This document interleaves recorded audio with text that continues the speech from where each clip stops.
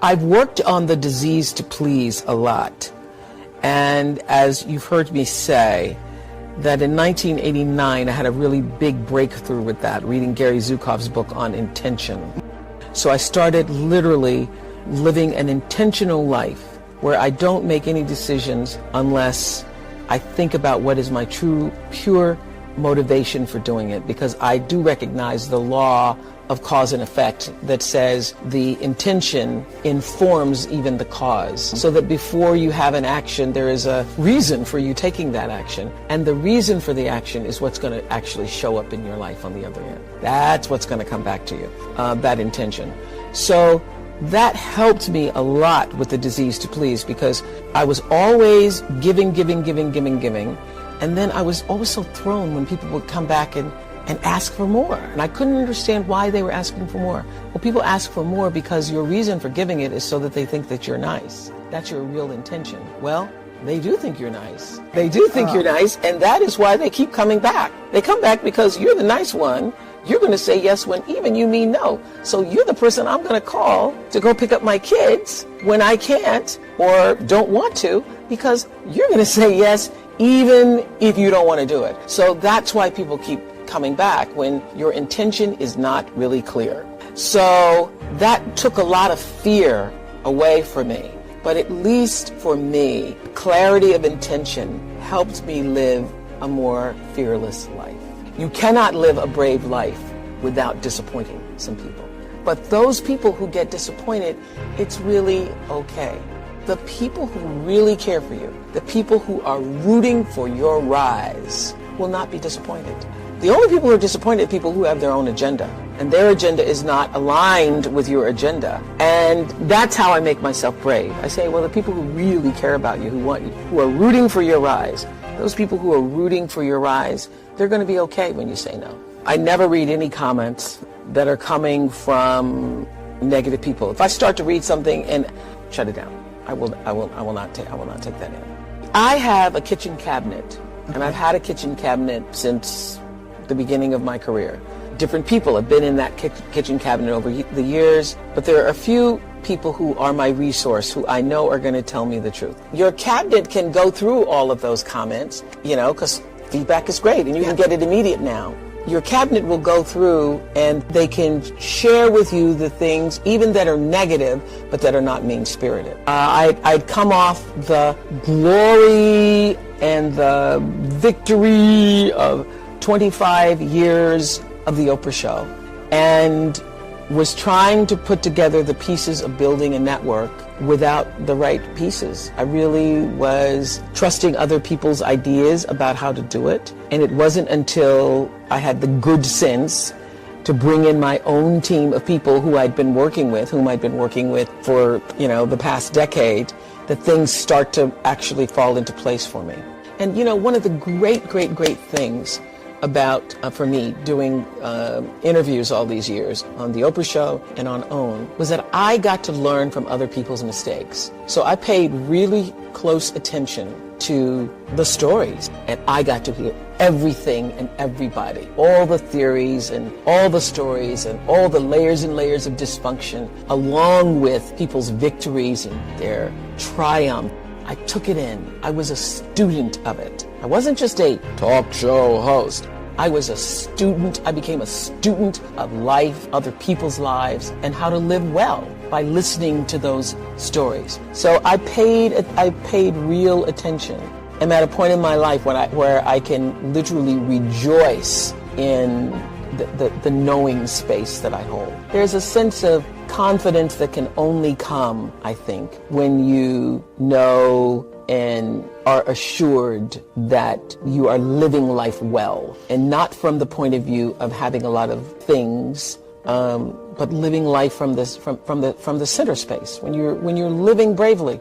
When you're living bravely because you're living your truth. It was during my show that I absolutely learned for sure, for myself, through other people's stories, that there really isn't any such thing as failure. And I could see the thread of courage that was required every time you fell down.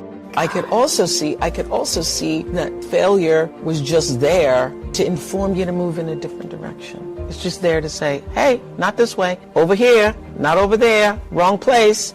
And once I figured that out, it became easier to be brave. For me, education is about the most important thing because that is what liberated me. Education is what liberated me. The ability to read saved my life. I would have been an entirely different person had I not been taught to read when I was at an early age. My entire life experience, my ability to believe in myself, and even in my darkest moments of sexual abuse and being physically abused and so forth, I knew there was another way. I knew there was a way out. I knew there was another kind of life because I'd read about it. I knew there were other places and there was another way of being. And so it saved my life. So that's why I now focus my attention on trying to do the same thing for other people. Education. I don't think you ever stop giving. I really don't. I think it's an ongoing process. And it's not just about being able to write a check. It's being able to touch somebody's life in such a way that Mrs. Duncan touched mine. It's being able to make a child see the light in him or herself, making someone else see that for themselves. I know that if I didn't have the money, listening to somebody who had it, I'd probably not believe them. Because you can't believe it. Because if you don't have money and you're just trying to make ends meet, you think if you just could make ends meet, that would make everything all right for you. What I know is that if you do work that you love and work that fulfills you, the rest will come. And that I truly believe that the reason I've been able to be so financially successful is because my focus has never, ever for 1 minute been money. And the fact that the money has come has really surprised me. I've been just really surprised and delighted and very pleased and many times overwhelmed by it. But the money has never been the focus. The reason, I think if you're on the road to success is if you would do your job and not be paid for it. And I would do this job and take on a second job to make ends meet if nobody paid me, just for the opportunity to do it. That's how you know you're doing the right thing. One of the things that, if I may pat myself on the back for, is that I try to surround myself with people who are smarter than I am. I think that the ability to be as good as you can be comes from understanding who you are and what you can and cannot do. And what you can't do is far more important than what you can do, if what you can't do is going to keep you from flying as high as you can. Now, when my lawyer first came to me and said, you can own your own show, it literally took the ceiling off my brain because I had never even thought that high before. I never even thought that was possible. And everybody needs somebody in their life to say, yes, you can do it. I have a niece who's 15, who several years ago, I said to her the same thing my father said to me. I said, you are too smart to get C's. I mean, I heard my father speaking. We were crossing the street one day and she was talking about her grades. You're too smart to do that. You could be an A student. And she said, do you really think I can? Oh, of course. So you're such a bright person. And she started getting A's and said to me a year later, nobody ever told me I could. And I think one of the most important lessons to learn is that we are all responsible for our lives, but nobody gets through this life alone. Everybody needs somebody to show them a way out or way up. Everybody does. See, I feel best in surroundings where other people are smarter than I am because I feel like I can always learn something from them. One of the other big lessons I've learned, particularly in business, I think you have a responsibility to yourself to learn as much about your business as you can. And so I sign every check, although it is now tedious because the bills that come in from maintaining a studio, everything from Federal Express to Xerox to every tape that needs repaired and so forth, it gets to be a lot. I have stacks and piles of checks to do, and I know that there are a lot of successful people who don't do that. I still have a tenement mentality. I've been very, very poor in my life. And so the idea of having money and not being responsible and knowing how much money you have and keeping control of it is not something that I personally can accept. I know that there are other people who can, but it is not a possibility for me. I need to know where it is. I mean, there are times I think I want to go to the bank and say, show it to me, because, just seeing it on a piece of paper, anybody could print out a piece of paper. So, I watch it very carefully and try to maintain responsibility for it. But my success in business has come, when I first started being a, quote, businesswoman, I worried about how do you do this? And I realized that you do this the same way as you do anything else. You be fair. Try to be honest with other people, and you be fair. What I know for sure is if you focus on the substance, the success will come. And most importantly, let failure be your friend. There are going to be times, of course, where you're going to win a lot. A lot of things are going to go your way. And it's wonderful to bask in that adulation and to feel proud of your successes. But it's the times when things go wrong, when you fall or fail, that you're actually going to learn the most about yourself. You know, all those years on the Oprah show, 25 years, we were the #1 show for 25 years. And that's because I lived with the intention to serve the audience. When I was able to shift the paradigm to start to looking at, wow, what I have instead of what I don't have, what I have instead of what I thought I'd lost, I was able to begin to turn things around. But it's those moments of uncertainty. It's the moments where all of my mistakes show up on the evening news. I can tell if I've done something wrong. It's on the CNN crawl. I can read about it.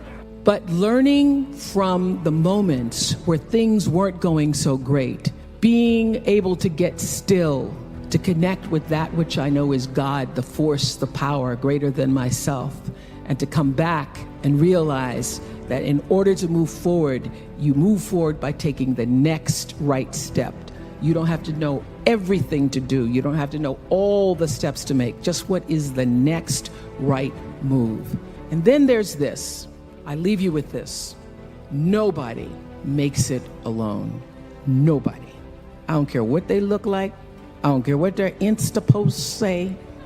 Nobody makes it alone. And so you will get nowhere without a spiritual practice.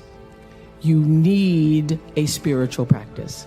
And by that, I mean not necessarily religion. For some people, it is church. For some people, it is meditating. For some people, it's dancing. For some people, it's singing. But you have got to find a way to nurture that which is the essence of you.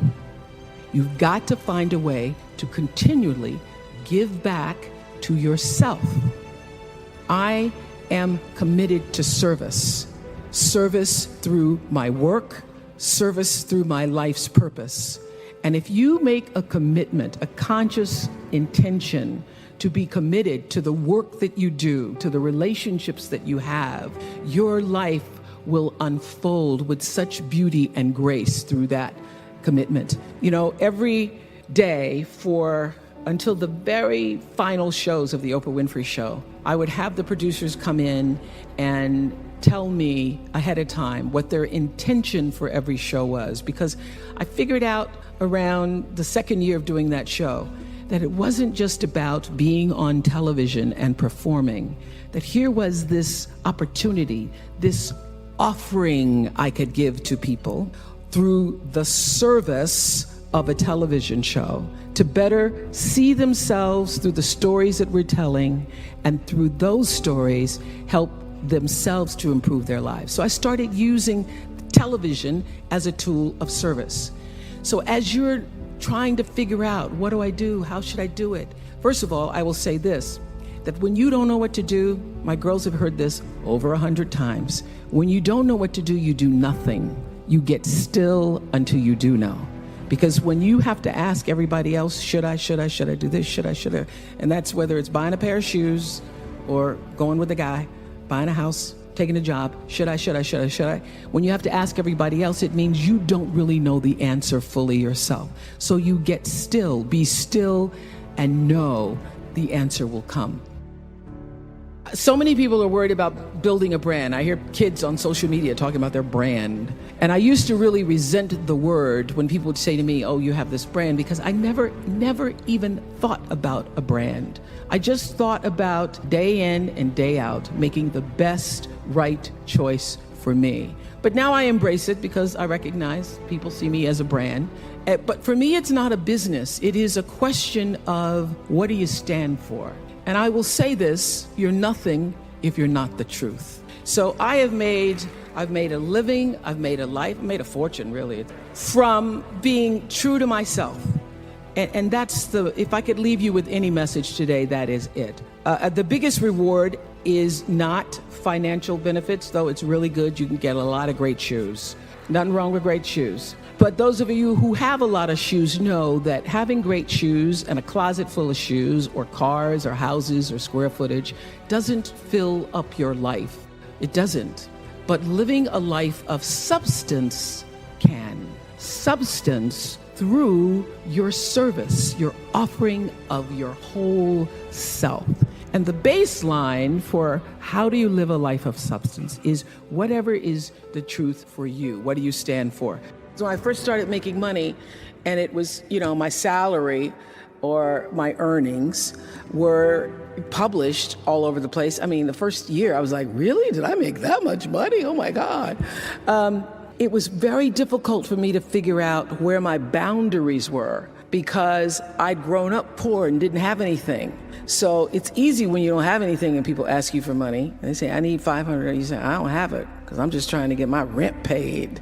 It's harder when your multi-million-dollar salary is now in the paper and you get a lot of friends and cousins you didn't have before. So how do you set boundaries for yourself? I was having trouble setting boundaries for myself for even strangers. People would just show up at my door in Chicago and say, Oprah, I left my husband, please help me. And I would, because she knows I have it. So what I learned is that the reason why people keep showing up is because my intention is to make them think that I'm such a nice person that you can ask me for anything. You can get me to do anything. I'm going to say yes. I'm going to say yes. So when Stevie called me this time, I thought I'd try out my first no on Stevie. Let's start big. He wanted me to donate some money to a charity, and I didn't want to donate to the charity because I have my own charities and I care about a lot of people. But the problem is when you have money, everybody thinks you just want to give to everything. So I said to Stevie, no. And as a person who has that disease to please, I was waiting for him then to say, I will never speak to you again. I will never call you. I will never sing a song for you. And he didn't. He just said, okay. Okay? Okay, it's okay? He said, okay, check you later. What I learned from that is many times you will have angst and worry about things. Put yourself in a state, like someone said this morning because their phone went off, they were mortified over a phone. I said, really? You will put yourself in a state when the other person really isn't even thinking about you. So learning that I could specifically determine for myself what the boundaries were for me, what I wanted to do, give my money, give my time, give of my service to who I wanted to give it to when I did, that I get to make that decision. Just because you have all of these demands on your time and on you doesn't mean that you have to say yes. You get to decide because you're the master of your fate, the captain of your soul, as William Ernest Henley said in Invictus. And understanding that really changed the meaning of my life in that I was no longer driven by what other people wanted me to do, but took charge of my own destiny, making choices based upon what do I feel is the next right move for me. I've lived with who do you think you are my whole life. Not from myself as much as what was reflected to me. Because who do you think you are? You're a little color girl, come from Mississippi. Who do you think you are? You're sitting up on national television. Who do you think you are that you can have? Who do you think you are that you can? So I used to fear hearing the term, who do you think you are? Or you must be pretty full of yourself. Now I work at being full. I want to be so full, I am overflowing. So when you see me coming, it ought to make you proud. To borrow a line from Maya Angelou's Phenomenal Woman. When you see me coming, it ought to make you proud. And what you see is a woman so full, I'm overflowing with enough to share with everybody else. I'm going to own the fullness without ego, without arrogance, but with an amazing sense of gratitude that I've been born at a time where I am female on the planet, and I have the great pleasure and freedom to fill myself up. Knowing who you are. Knowing who you are. Being able to answer this question, who am I and what do I want? You know, many times when I go out of the country, I am baffled by that question. To explain what is your occupation, I've stood there for 10 minutes. Well, am I a talk show host? Well, I'm more than a talk show host. Am I a businesswoman? I'm a businesswoman. I'm more than a businesswoman. Am I an entrepreneur? I'm more than an entrepreneur. So I just leave it blank or self-employed. So I'm not asking for the roles that you play as daughters. I'm not asking that question. What are the roles that you play as a daughter, as a friend, as a sister? You're going to be a lawyer, you're going to teach, you're going to be a pharmacist. I'm asking the bigger question of who am I? Who am I really? My answer is I am God's child. I am that which is born of all that is. I am, as Pierre de Chardin said, a spiritual being having a human experience. All that is possible for me. That's who I am. And what do I want? I don't want to just be successful in the world. I don't want to just make a mark or have a legacy. You must have some kind of vision for your life. Even if you don't know the plan, you have to have a direction in which you choose to go. You want to be in the driver's seat of your own life, because if you're not, life will drive you. Knowing who you really are in this space and time that we embody. What do you want? Who are you? Always do the right thing. Be excellent. People notice. Think of how you notice. You go to Taco Bell, somebody gives you an extra napkin and some sauce. You notice. You want to go back to that person, because even at Taco Bell, excellence shows itself. And what I know is that when you are excellent, you become unforgettable. People remember you. You stand out. Regardless of what it is, you become an unforgettable woman. And that is what we all want. We want to be unforgettable and not forgettable. So doing the right thing, even when nobody knows you're doing the right thing, will always bring the right thing to you. I promise you that. I remember many times on my show. There are many shows y'all never saw. And the reason you didn't see them is because I got the last vote.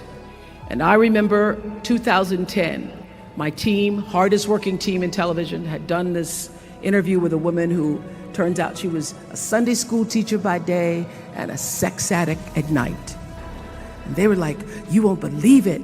We got her going out, we got her with the men, and we get to show her, and she was willing to show us everything.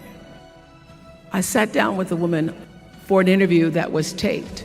And during the process of the interview, I said, why are you doing this?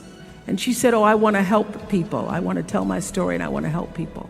I said, do you have children? She says, yes, I have a 10-year-old son. I knew right then this is never going to see the light of day. So we got off the air and I said to the lady, we are not going to air that show. And she said, why? My producer said, why? She knew she was being filmed. She knew what she was saying. She knows what I said, because her son will never get over it. Not worth a rating point to me to know that there's a 10-year-old boy who's destroyed because his mother went on the Oprah Winfrey show and told all her business. You do the right thing, even when other people think it may not be. And oftentimes, when you make a decision to do the right thing, immediately you're faced with doubt. Was that the right thing? Was that the right decision? I don't know. Was that the right thing? You always know it's the right thing, when in the end, there is peace. You are rewarded by peace. The most important thing I have come to know in doing the right thing and making the right choices is understanding people don't always like you and they're not always happy for you. And if you surround yourself with people who are not accustomed to your success, they become fearful, they become scared, because you are reflecting back something to them that they don't recognize. Now, they're not going to say, I'm very fearful because you're reflecting back to me something I don't recognize. They're going to say, you know what they're going to say? They're going to say, who she thinks she is. Who she thinks she is. That only happens when you are around people who do not mean and want and aspire to the best for you. People who want the best for you want you to be your best. So my greatest advice to you is to surround yourself with people who are going to fill your cup until your cup runneth over. I did this at the end of my show. I did my favorite guest of all times. That's hard to do out of literally thousands and thousands. There's like 35,000 people I interviewed over the years. But there was one woman out of all the celebrities, out of all of the famous, non-famous, infamous people. One woman. Who was she? Her name is Terai Trent. Listen to this story.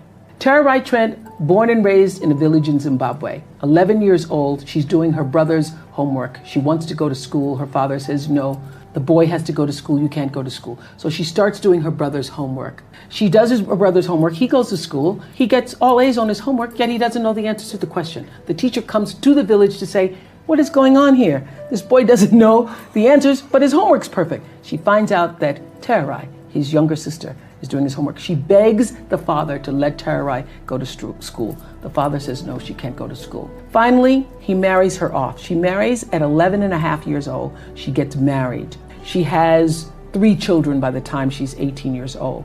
A woman comes to the village from an NGO, Heifer International, and asks, what are your dreams? This is gonna make me cry. Asks her, what are your dreams?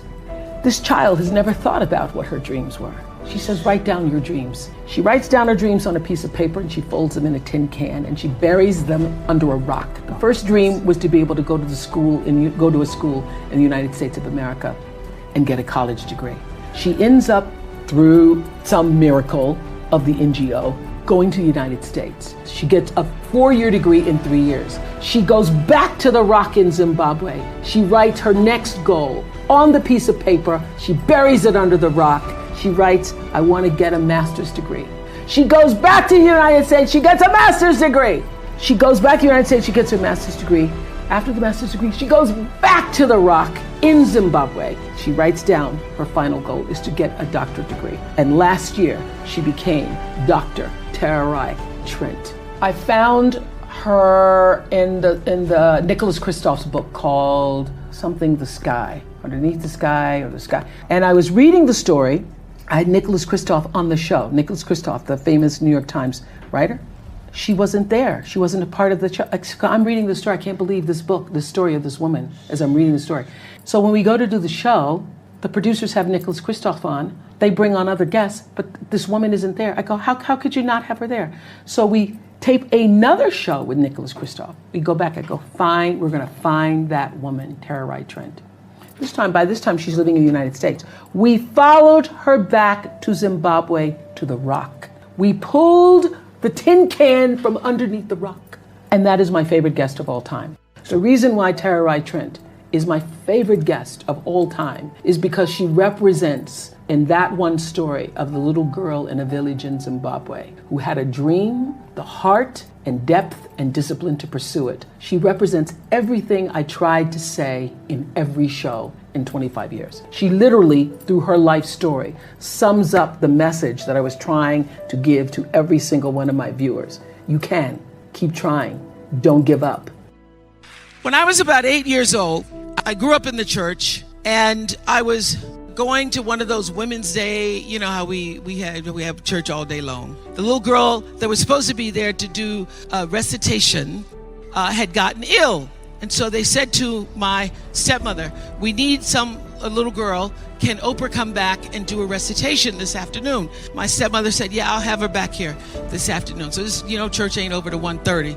So by 4 o'clock, I had gone home and learned to recite Invictus by William Ernest Henley. It starts out of the night that covers me, black as a pit from pole to pole, I thank whatever gods may be for my unconquerable soul. I was reciting it and doing the pit from pole to pole. I didn't know what I was saying. But at the end of the poem, there's the stanza that says, it matters not how straight the gate, how charged with punishment the scroll, I am the master of my fate. I am the captain of my soul. Now, my little 8-year-old brain didn't really fully understand the power and depth of those words, but they sounded good enough for me to write them down and put them on my mirror.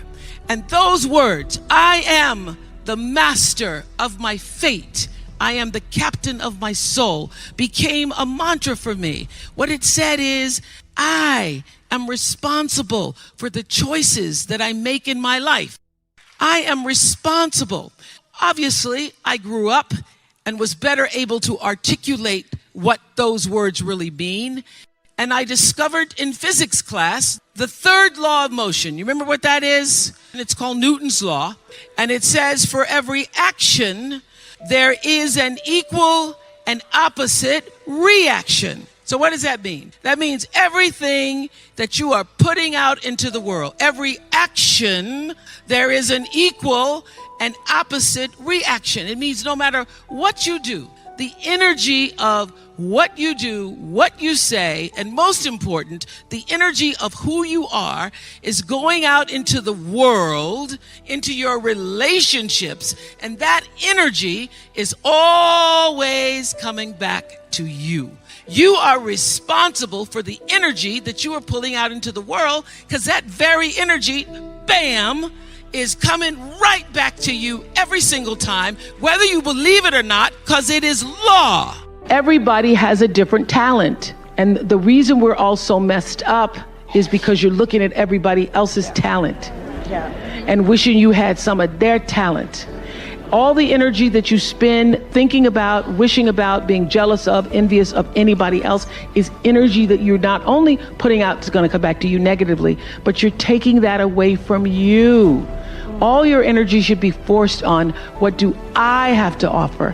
What do I have to give? How can I be used in service? Because Dr. King's message of not everybody can be famous, but everybody can be great, because greatness is determined by service. And there is not a job in here that you can do that you don't switch the paradigm to service and not make that job more fulfilling. I don't care what the job is. If you say, I'm a singer, I'm a dancer, I'm an artist, I'm a teacher, I'm a nurse, I'm a doctor, I'm a janitor, I'm a clerk, if you say, if I look at this from, how do I use this in service to something bigger than myself? It no longer becomes a job. It becomes an offering to the world. Nobody's journey is seamless or smooth. We all stumble. We all have setbacks. If things go wrong, you hit a dead end, as you will. It's just life's way of saying, time to change course. So ask every failure. This is what I do. Every failure, every crisis, every difficult time, I say, what is this here to teach me? And as soon as you get the lesson, you get to move on. If you really get the lesson, you pass and you don't have to repeat the class. If you don't get the lesson, it shows up wearing another pair of pants or skirt to give you some remedial work. And what I found is that difficulties come when you don't pay attention to life's whisper, because life always whispers to you first. And if you ignore the whisper, sooner or later, you'll get a scream. Whatever you resist persists, but if you ask the right question, not why is this happening, but what is this here to teach me? What is this here to teach me?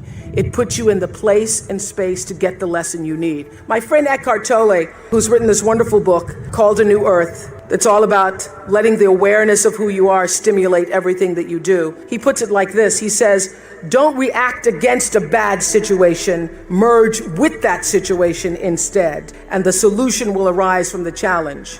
because surrendering yourself doesn't mean giving up. It means acting with responsibility. Okay, many of you know that, as President Hennessy said, I started this school in Africa. And I founded the school where I'm trying to give South African girls a shot at a future like yours. And I spent 5 years making sure that school would be as beautiful as the students. I wanted every girl to feel her worth reflected in her surroundings. So I checked every blueprint, I picked every pillow, I was looking at the grout in between the bricks, I knew every thread count of the sheets, I chose every girl from the villages, from 9 provinces, and yet last fall I was faced with a crisis I'd never anticipated. I was told that one of the dorm matrons was suspected of sexual abuse. Well, that was, as you can imagine, devastating news. First I cried, actually I sobbed for about a half an hour, and then I said, let's get to it. That's all you get, is a half an hour. You need to focus on the now, what you need to do now. So I contacted a child trauma specialist. I put together a team of investigators. I made sure the girls had counseling and support. And Gail and I got on a plane and flew to South Africa. And the whole time I kept asking that question, what is this here to teach me? And as difficult as that experience has been, I got a lot of lessons. I understand now the mistakes I made because I had been paying attention to all of the wrong things. I built that school from the outside in, when what really mattered was the inside out. So it's a lesson that applies to all of our lives as a whole. What matters most is what's inside. What matters most is the sense of integrity, of quality, and beauty. I got that lesson. And what I know is that the girls came away with something too. They've emerged from this more resilient and knowing that their voices have power. Life has dreamed a dream for you. And your goal, your number one job is to figure out what that dream is and align yourself with the dream, because the dream cannot come to you unless you're willing to meet it energetically in the same place. So if your energy is off, which I say to my girls all the time, they could teach this class right now on being in flow. If you are not in flow with God's dream for you, with life's dream for you, if you are out of order, if you are out of sync, it cannot come to you. It will not come, because the whole purpose of your life is to line yourself up with the purpose. And so if you are operating in fear, if you are operating in jealousy, jealousy will kill you. When you are synced up with life, life just gives to you. It opens doors, it creates experiences, it allows you to meet people, things show up you never thought were going to show up, and you are doing what is the purpose of your soul being. I have paid attention to my life because I understand that my life, just like your life, is always speaking to you, where you are, in the language, with the people, with the circumstances and experiences that you can understand and interpret if you are willing to see that always life, God, is speaking to you.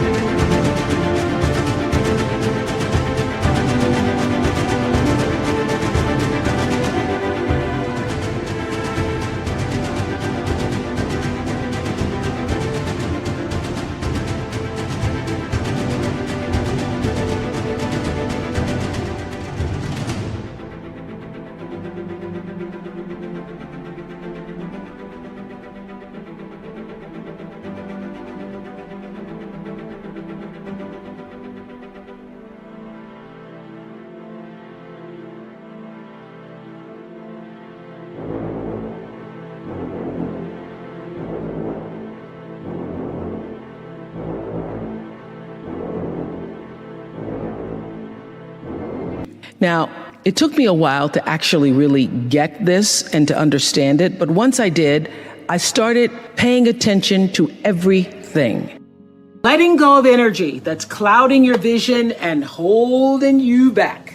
It's a life practice that I learned long ago that has freed me so many ways. It's a fact that holding grudges against somebody who's done you wrong, or revisiting hurtful situations in your head over and over, only weighs you down and prevents you from being who you're meant to be right now, because you're still energetically holding on to the past. The energy that you put into constantly rewinding to the resentment. Why did they do that? Why did they say that to me? I didn't deserve to be treated that way. All of that only keeps you stuck.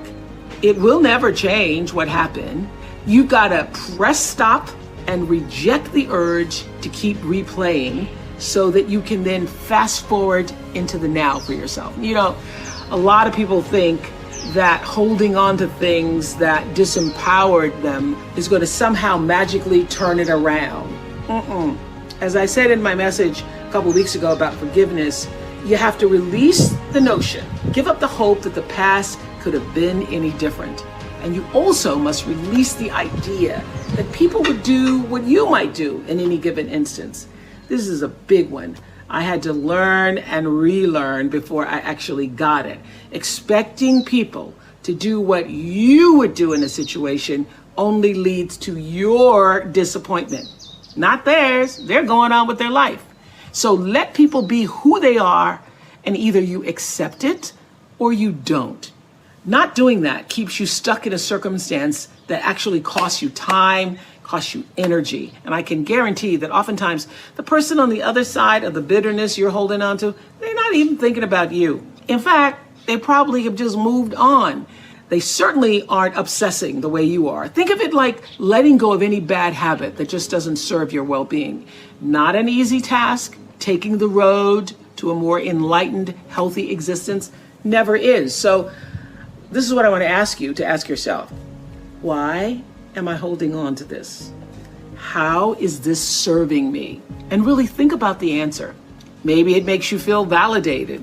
Maybe it makes you feel righteous. Or maybe taking on the pain is your way of recognizing the injustice so that even though it won't be made right, it can at least not be forgotten. Then I ask you, again, ask yourself, do you want to be right or do you want peace? Woo! This was huge for me. The unfortunate fact is that having both may not be possible. And also, you may never get your moment of righteousness, so why wait for it? Choose peace. What I know for sure is that in this world, time is a moving on, and it's our most valuable commodity. You can never get it back. So staying in that loop, playing it over and over in your head of hurt, only amplifies your pain. Let it go. Exhale, make room in your heart for something that is uplifting.